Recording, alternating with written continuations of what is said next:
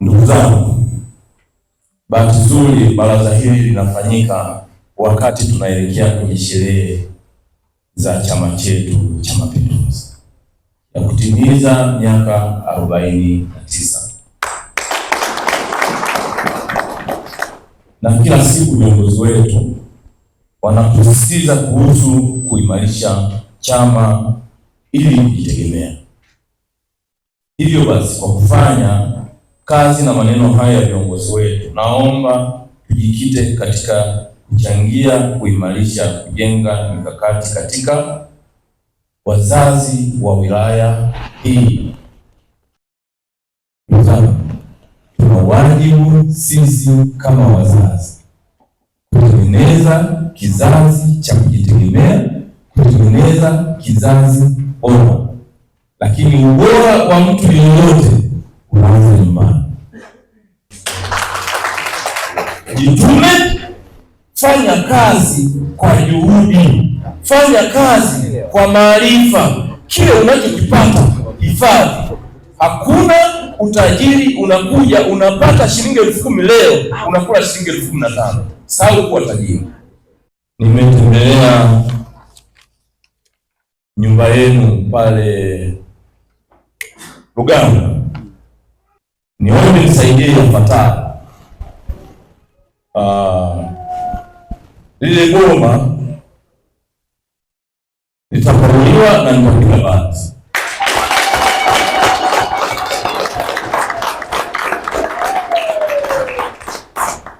Na baada ya hapo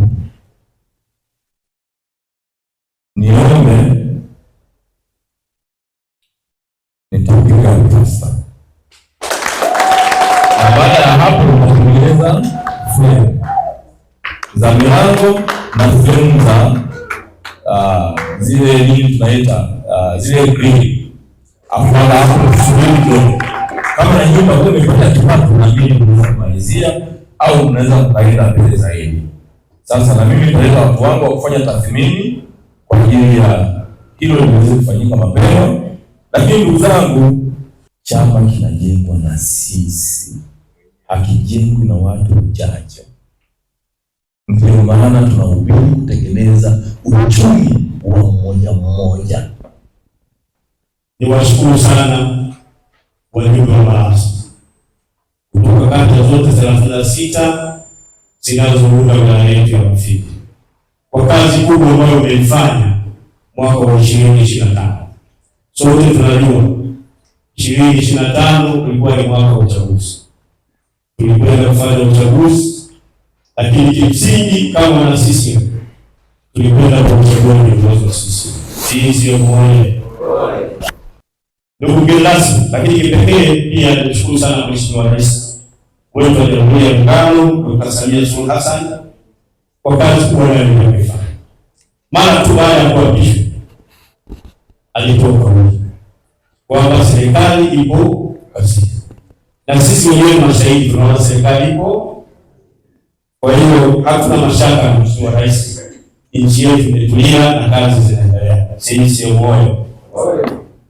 Niwapongeze wazazi kwa kazi kubwa mlioifanya ya kutimiza kwa vitendo katiba yetu ya Chama cha Mapinduzi ibara ya 5 ya kushika dola kwenye uchaguzi mkuu uliofanyika 2025. Tunawashukuru sana wazazi. Nimemsikia hapa mgeni rasmi anavyotimilika. Ni kwa kuwa anaongea na wazazi waliofanya chama chetu iweze kushinda nafasi ya urais, ubunge na udiwani. Kama wazazi msingefanya vizuri, hotuba ya mgeni rasmi leo isingekuwa na mvuto, ingekuwa ya kulalamika. Nina imani kikao hiki, kwa kuwa na mimi ni mjumbe, kuna maelekezo ya chama dhidi ya dunia yetu, lakini kama kiongozi jisikie fahari kutembea umevaa sare ya chama chetu.